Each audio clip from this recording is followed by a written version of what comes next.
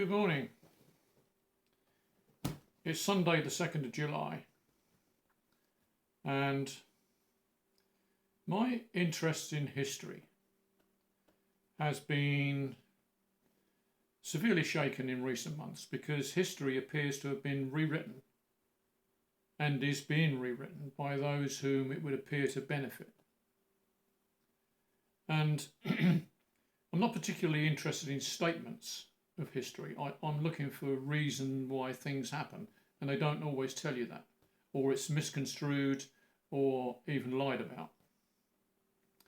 And I'm taking my information from the Encyclopedia Britannica, which used to be, in my youth, the place to look for information. And now, when you go on to Encyclopedia Britannica online, it tells you that it's been fact-checked. Who fact-checks it? God? I don't understand. Anyway, as I say, I'm taking my information from Britannica. Is it reliable? I don't know. So I welcome any criticism or different view as to what actually happened. And here is what I'm led to believe is the truth. If it's wrong, please let me know in the comments. And I would certainly appreciate your opinion. I did find a Finnish site that explained in detail about the history, but the translation process got me down in the end. So this comes from Britannia. Now, during the 1920s, the Finnish government, wary of the threat posed by the Soviet Union, pursued a defence alliance with Estonia, Latvia and Poland. However, that effort was squelched when the Finnish parliament chose not to ratify the agreement. The Finnish-Soviet Non-Aggression Pact of 1932 was directed at the same concern but failed to quell Finnish fears of Soviet expansionism. Following the invasion, defeat and partitioning of Poland by Germany and the Soviets in 1939, the Soviet Union sought to push its border with Finland on the Karelian Isthmus westward in an attempt to buttress the security of Leningrad, which, as we all know, is now St. Petersburg, and protecting it from potential German attack. To that end, the Soviets also endeavoured to gain possession of several Finnish islands in the Gulf of Finland and to secure a 30-year lease for a naval base at Hanko. And the Soviet proposals for those acquisitions included an offer to exchange Soviet land.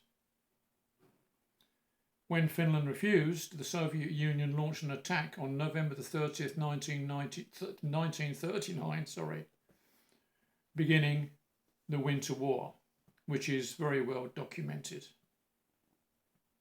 And consequently, who could have blamed Finland for taking sides with Germany after what happened, if only to regain Karelia?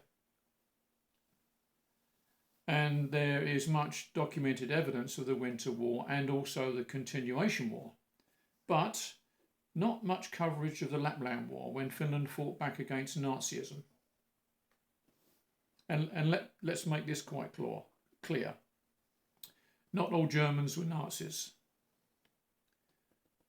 And this fact should be more widely known, as I urge you to research the Lapland War. Just steer clear of Wikipedia, because Wikipedia is governmentally controlled, always has been, and is biased for certain. Now, I'm lucky enough to have lived in Finland for a short term, and I met people, and my opinion is this. I found that the people I met as honest and straight talking, but underneath maybe a little shy, but most certainly genuine people. And Finland has a worldwide reputation of being the least corruptible nation in the world. Let's hope that the rewritten history doesn't alter that because of installed puppets who were placed there to install NATO without a referendum, and I'm sure you know who I mean. She is no more on the political scene. Now, my radar has picked up leaders like Gustav Mannerheim and Urho Kekkonen. By the way, Urho means hero, and it seems he was most definitely that. And he was most certainly a formidable leader and a diplomat who didn't tolerate lesser men. Now, my question is, what would he and Mannerheim do in today's situation?